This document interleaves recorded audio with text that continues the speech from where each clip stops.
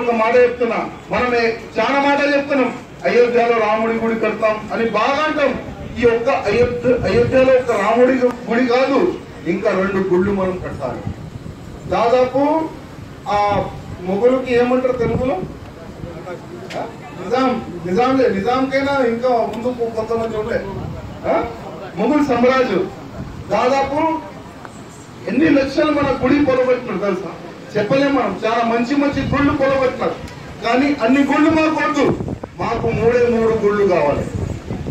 3 గుళ్ళు కావాలి. ఒక్క గుడి అయితే మనకు వచ్చేసింది, అది అయోధ్యలో రాముడి గుడి. అది వచ్చేసింది మనకు. అక్కడ ఇల్లీగల్ గా మన రాముడి గుడి కొట్టి అక్కడ మసీద్ కట్టినారు. కానీ మన అందరు రాముడి భక్తులు ఏం చేసినారు, అక్కడ పోయినారు, ఆ మసీద్ పొలగొట్టి అక్కడ రాముడి గుడి కట్టేసినారు, చిన్న గుడి కట్టేసినారు.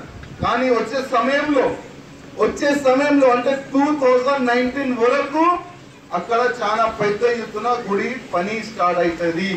చాలా వైభవంగా అక్కడ శ్రీరాముడి గుడి కట్టి తీస్తారు. అది నేను మాట్లాడుతున్నా.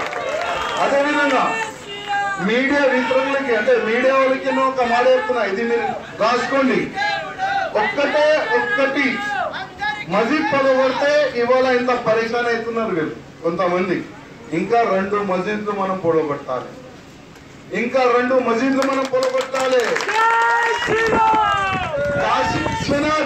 కాశీ విశ్వనాథ్ గుడి ఎవరు పోయినారా?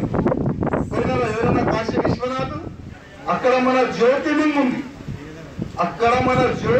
ఉంటే ఔరంగజేబ్ అది పొలగొట్టి అక్కడ మసీద్ కట్టినారు. ఇప్పుడు మా అక్క చెల్లెలు ఎక్కువ మంది మనం ఒక శివ మందిర్ పోతాం, పడిపోతాం. ముందు లింగం ఉంటది, లింగం ముందు ఏముంటది, నంది ఉంటది. కానీ మీరు కాశీ విశ్వనాథ్ గుడి పోతే నంది ఉంటది, కానీ నంది ముందు మసీద్ ఉంటది. అంటే అది అక్కడ గుడి ఉండే, అక్కడ లింగం ఉండే, అది పొలగొట్టి అక్కడ మసీద్ కట్టినారు. అది ఎవరు చేయాలి? దాదాపు 6 times ఆ కేసు కూడా మనం గెలుచుకున్నాం.